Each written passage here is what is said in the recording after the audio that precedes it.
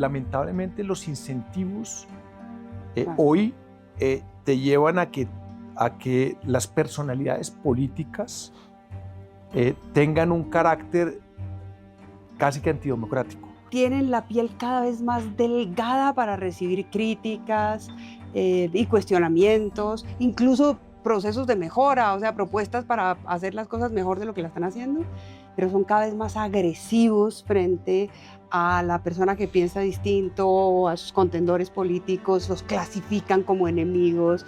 O sea que entonces la combinación es perversa. En Colombia, discutir es fácil. Escuchar, en cambio, exige algo más. Tiempo, apertura y, sobre todo, voluntad. Este café cruzado nace justamente de ahí, de sentar a dos orillas distintas en una misma mesa. No para que se convenzan, sino para que se entiendan. Porque en un país atravesado por las diferencias, conversar bien ya es en sí mismo un acto poderoso.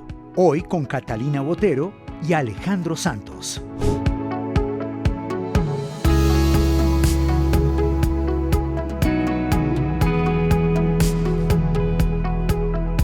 Yo creo que no podemos dejar de empezar esta conversación hablando de lo que está pasando hoy en día con la verdad y sobre todo con la distorsión de la verdad, porque lo que estamos viendo hoy en las redes sociales sobre todo y en las narrativas de los populismos y en el discurso de lo político es que la mentira o las medias verdades o la posverdad como que están ganando fuerza y la información y el rigor y la verdad de alguna manera pues está siendo cada vez más arrinconada.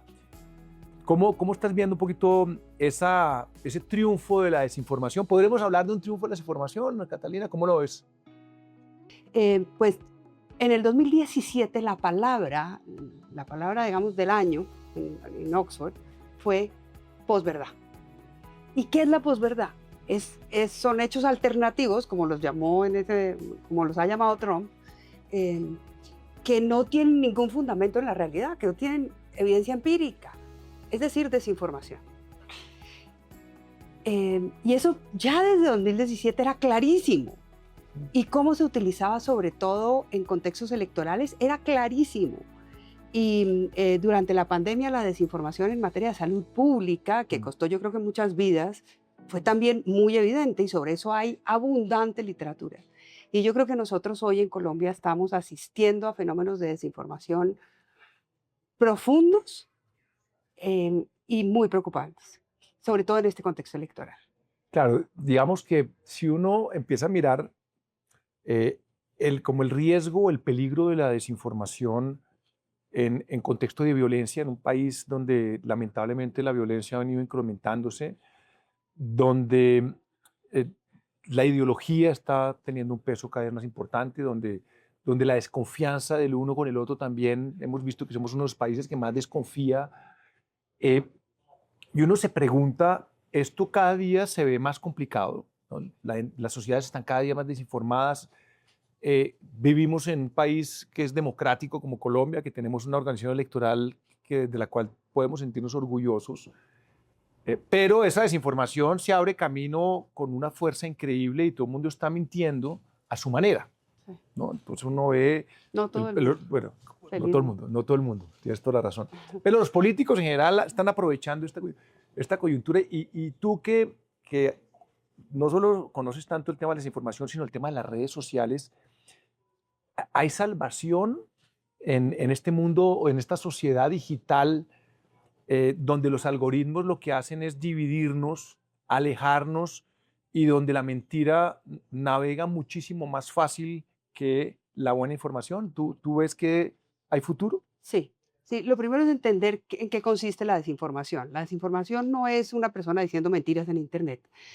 La desinformación que nos importa, sobre la que trabajan, digamos, los teóricos de la desinformación, los grandes observatorios de desinformación, por ejemplo, en Europa o en Chile o en algunos países, otros países de América Latina que tienen observatorios de desinformación, en algunos casos enfocados en temas electorales, se refiere al fenómeno de grandes campañas que se sirven de los factores de amplificación de los discursos en las redes sociales para convencer a las personas de algo que no tiene fundamento y que los lleva a actuar en contra de su propio interés. Entonces, los algoritmos, el modelo de negocio, estos nuevos, digamos, intermediarios digitales, que son como los grandes editores, como dice Harari, digitales. ¿Esos editores te está refiriendo a las grandes tecnológicas? A las grandes tecnológicas. O sea, Meta, grandes, Google, sí. a todos los grandes.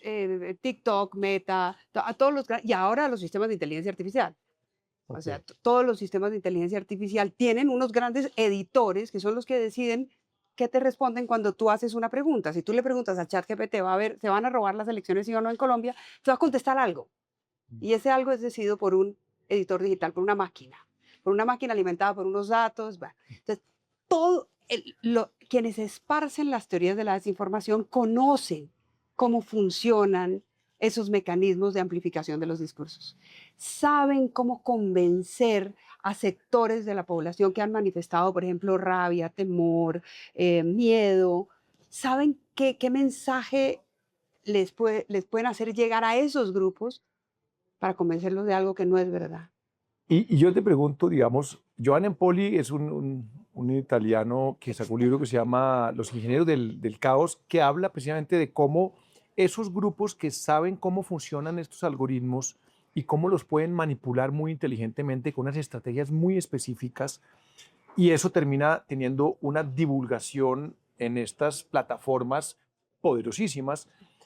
¿Hay alguna manera, Catalina, de defenderse frente a eso, de que las mayorías silenciosas que se vuelven manipulables puedan tener un muro de contención a través de los jueces? Pero estas, digamos, ¿dónde está la jurisdicción que proteja a esta gente? Digamos, ¿a quién demanda uno? O sea, ¿cómo ha sido, digamos, el derecho, cómo entra acá? Esa es una muy buena pregunta, porque es muy cuestionable que el Estado pueda entrar a decidir lo que es verdad y lo que no es verdad. Sin embargo, hay remedios. Entonces, ¿cuáles son los remedios? Primero, entender cómo funciona y saber que el que está desinformado no es el otro, que a lo mejor yo también estoy desinformado, y que la desinformación busca que no confíes sobre todo en las fuentes tradicionales. Entonces, cuando recibas un mensaje que te dice que tienes que desconfiar de todos los medios de comunicación porque todos mienten, ¿no? Salvo los que dicen lo que tú quieres oír, es probable que ese mensaje esté intentando desinformarte. O cuando hay un mensaje con un contenido que busca activar tus emociones más tristes, como diría Mauricio García Villegas, es probable que busque desinformarte, y es probable que el algoritmo ya sepa que eso es lo que te engancha, y yo creo que hay que rebelarse contra el algoritmo. ¿Cómo se puede rebelar uno frente a ese algoritmo que no sabe uno quién lo domina, quién es ese editor digital? ¿Cómo se defiende uno? Leyendo a personas que piensan distinto, consultando las fuentes tradicionales que tienen sistemas rigurosos de verificación de información, las universidades, los medios profesionales. Entonces, yo creo que uno sí puede desconcertar al algoritmo, rebelarse contra el algoritmo, pero además acudir a quienes tienen un método que hace que uno pueda confiar en la información que presenta, porque es información basada en evidencia. Pero yo creo que el Estado no puede meterse a definir si algo es verdad o es mentira. Lo que sí creo que puede hacer es, por ejemplo, exigirle a los funcionarios públicos que cuando digan algo, lo digan con fundamento. Y eso lo han dicho la Corte Interamericana de Derechos Humanos, la Corte Constitucional Colombiana, el Consejo de Estado y otros tribunales internacionales y nacionales. Entonces, no es prohibirles que hablen. Es decirles, si usted va a decir que esta vacuna produce polio, muestre el fundamento científico.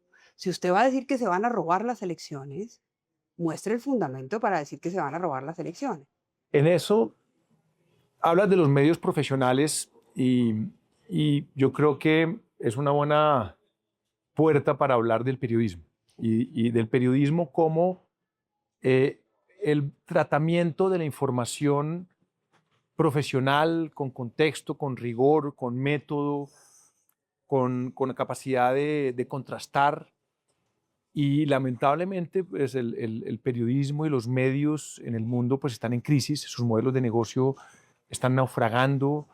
toda esta revolución digital, esta democratización de la información a través de las redes sociales, pues ha puesto contra la pared a muchos medios profesionales que hoy en día han tenido que recortar y que son muy vulnerables en su independencia y no se ve, al menos hoy, una solución, una salida. Como la música ya se reinventó, los medios todavía están buscando su salvavidas.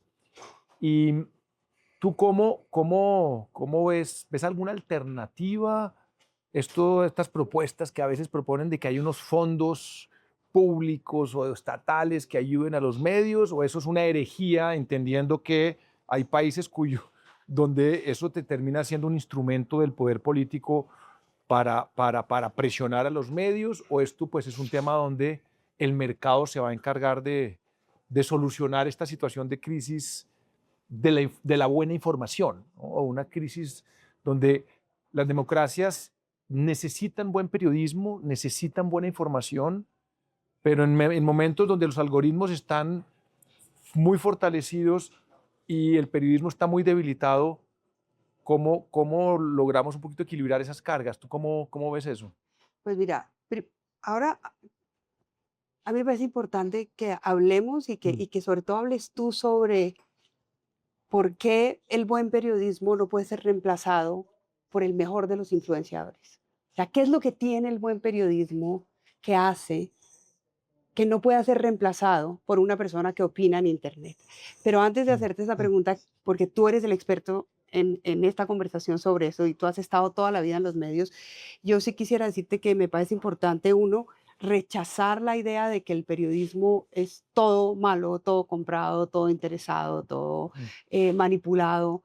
Yo creo que no, yo creo que el periodismo serio tiene una línea editorial, claro, puede tener una línea editorial más de derecha, más de izquierda, pero cuando es periodismo serio, tiene un proceso de verificación de la información y me da los datos que yo necesito para tomar la decisión.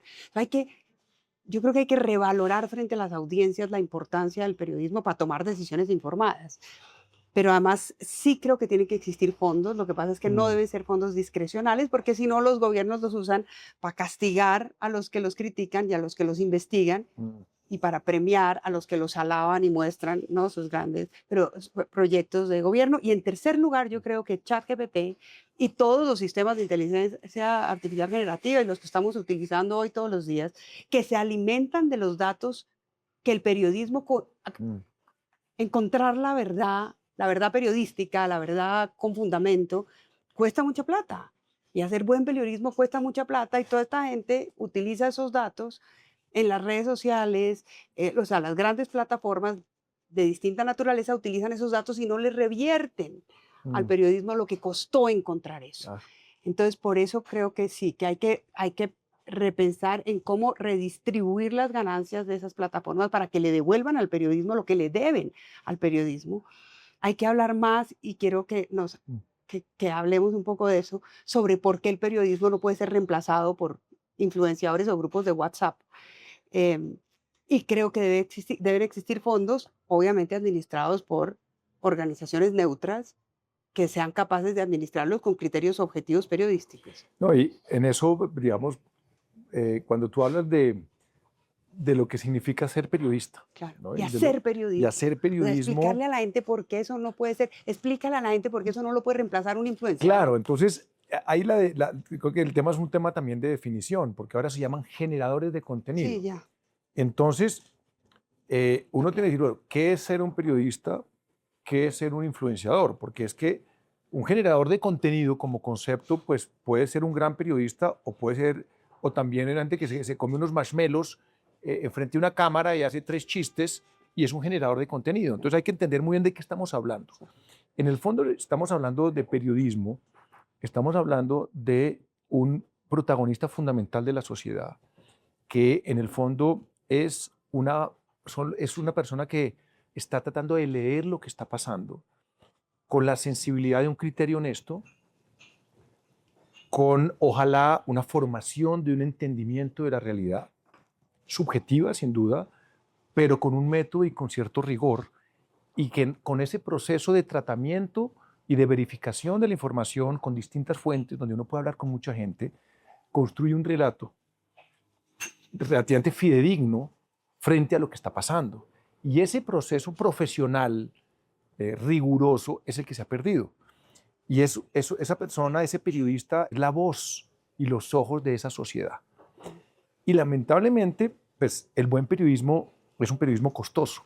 Claro. Y es un periodismo costoso porque hoy, donde la información es un commodity, todo el mundo se informa al instante, pues el periodismo cobra más valor en lo que significa su papel como contrapoder, como su brazo fiscalizador, con su espíritu crítico, y eso requiere recursos, ¿no? Los equipos de investigación, cuando uno hace denuncias, pues eso requiere tiempo y el tiempo cuesta, eso requiere gente formada, requiere tener mucho cuidado porque está jugando con la reputación de entidades o de personas, entonces toca ser muy cuidadosos con el buen nombre y la honra de las personas.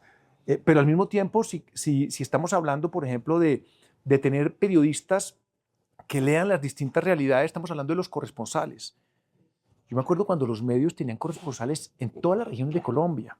Eran ojos de esa sociedad que estaban en Caquetá, en Arauca, y conocían las realidades, hablaban con la gente. Pero claro, cuando uno tiene una red o lo mismo internacionalmente. Entonces los medios tenían corresponsales por todo el mundo y esas personas tenían un contacto con esa realidad y eso lamentablemente es muy costoso y se ha perdido. O cuando uno mandaba reporteros, grandes reporteros, Germán Santamaría, Germán Castro Caicedo, en esas travesías durante semanas y semanas en la selva, pues eran costosísimas. Claro.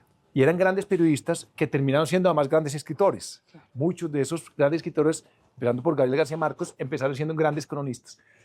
Y yo creo que pues, esto es un tema donde el modelo de negocio pues, es fundamental para tener ese buen periodismo que hoy es tan esencial a la hora de que la sociedad tome mejores decisiones y que lamentablemente pues, está en crisis. Entonces, y en eso, Catalina, pues para preguntarte en ese proceso, ¿cómo ves tú, por ejemplo, estos cubrimientos electorales donde estamos hablando de la importancia de los debates? Y no puedo dejar de preguntarte, tú que eres una experta constitucionalista en libertad de expresión, preguntarte qué significa para una sociedad que los que van encabezando las encuestas no quieran sentarse a debatir, porque uno va ganando, porque el otro desconfía en las reglas, porque el otro no quiere ir.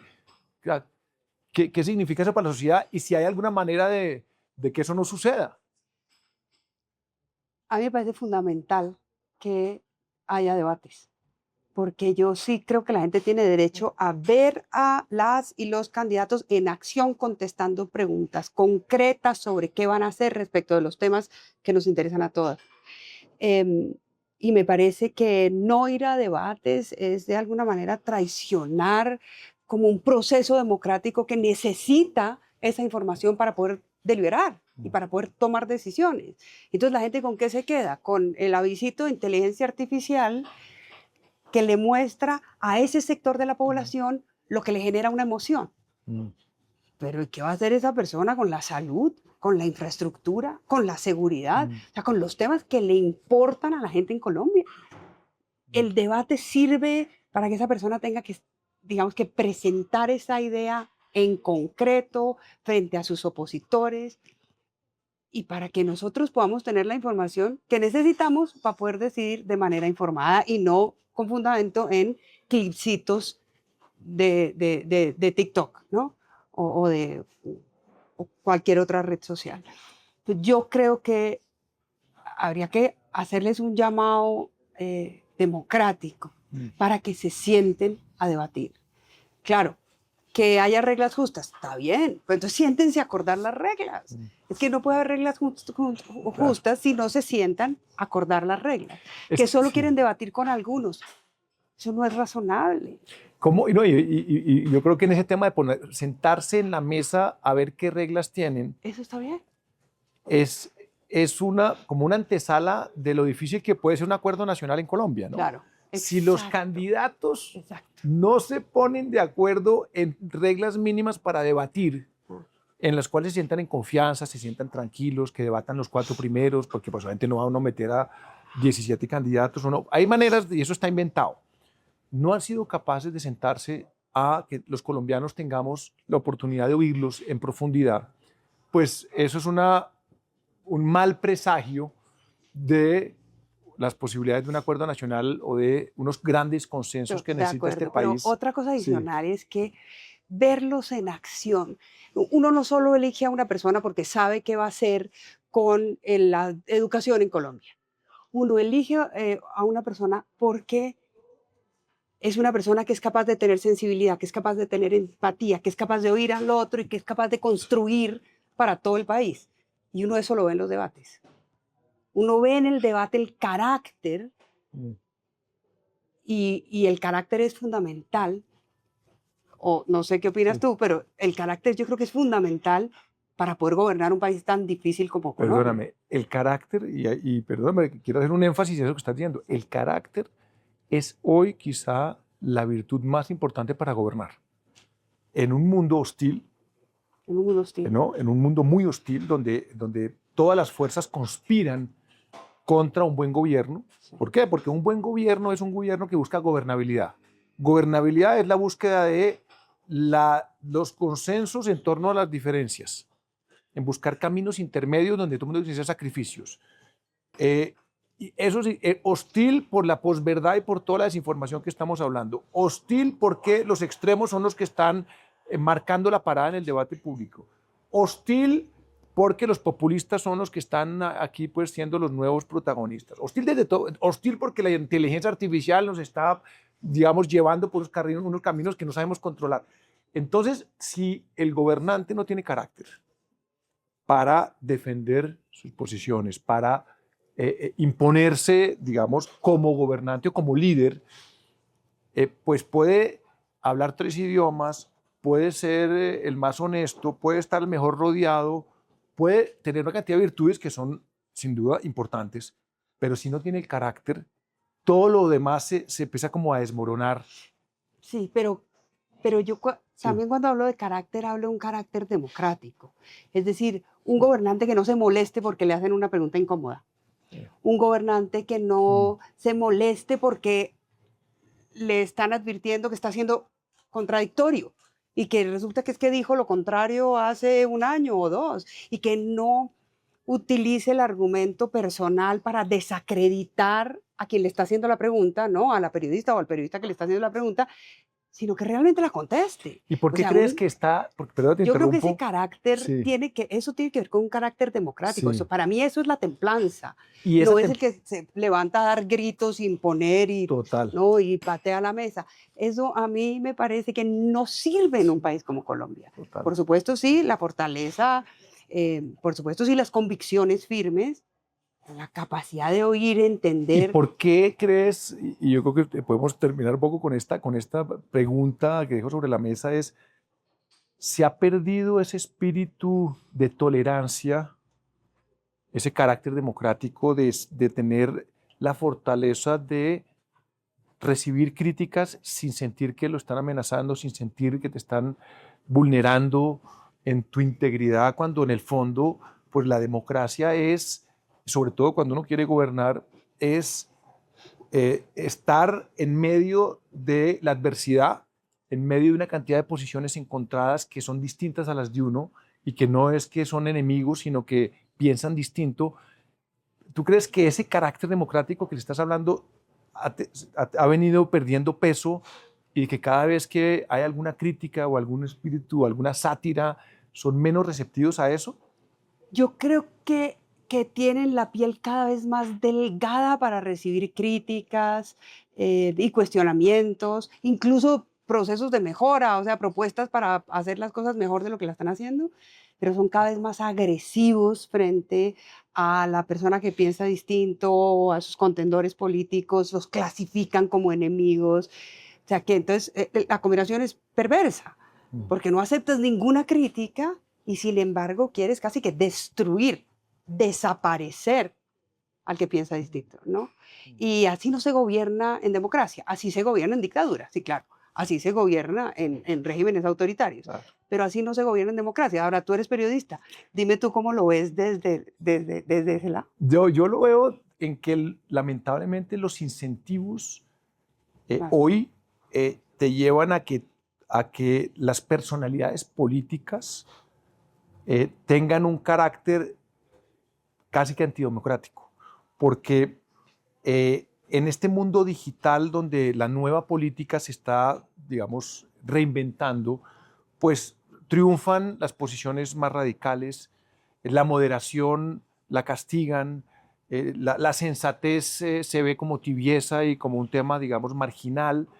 Entonces, cuando estos incentivos de la nueva política en la era digital, lo que premia es la política de las emociones, lo que premia es esos discursos mucho más radicalizados, mucho más simples, más primarios, que apelan además a reforzar prejuicios, a generar estigmas, pues realmente lo que termina es construyendo unos personajes y dándole fuerza a unos liderazgos que terminan muchas veces siendo antidemocráticos, no necesariamente dictaduras, pero con un carácter que termina un poquito negando al otro, destruyendo o estigmatizando las posiciones contrarias, y pues eso tristemente pues es la nueva realidad que tenemos que lidiar, y tenemos que entender cómo construir un carácter democrático que pueda hacerse sentir en esta era digital, hacerse sentir, que sepa llegarle a la gente,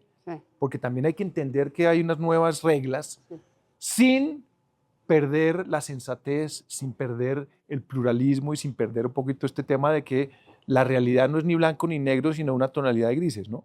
¿No? Y que acepte, por ejemplo, que los controles democráticos son característicos de una democracia. Claro. Y que si un juez les dice que hay cosas que no se pueden hacer, pues no se pueden hacer. Uno puede estar en contra y decir por qué está en contra, pero no puede estigmatizar al juez, ni tratar de acabar con toda la rama judicial y luego decidir que hay que nombrarlos popularmente o elegirlos popularmente realmente para capturarlos, porque no está dispuesto a que existan frenos y contrapesos. Porque lo que revelan ahí es su carácter profundamente autoritario. Y ese carácter se ve en los debates. Uno ve en la manera como responden, cómo interactúan, cómo construyen su manera de pensar. Esos rasgos se pueden identificar en los debates. Entonces, no solo qué saben, como dices tú, sino cómo van a gobernar este país. Y por eso yo creo que deberían reflexionar y deberían asistir a los debates. Algunos saben que les iría muy mal y por eso probablemente no quieren ir. Y por eso afortunadamente estamos en este café cruzado conversando estos temas Claro. y poniéndonos a la mesa, esperando que este tipo de conversaciones que vayan un poquito más allá y que nos ayuden a entender qué está pasando, pues yo no sé si va a viralizar o no, pero es lo que No, creo lo que nos da elementos de juicio para que la gente, pues a la gente sensata, esa mayoría silenciosa, pues trate de entender en qué mundo complejo estamos viviendo.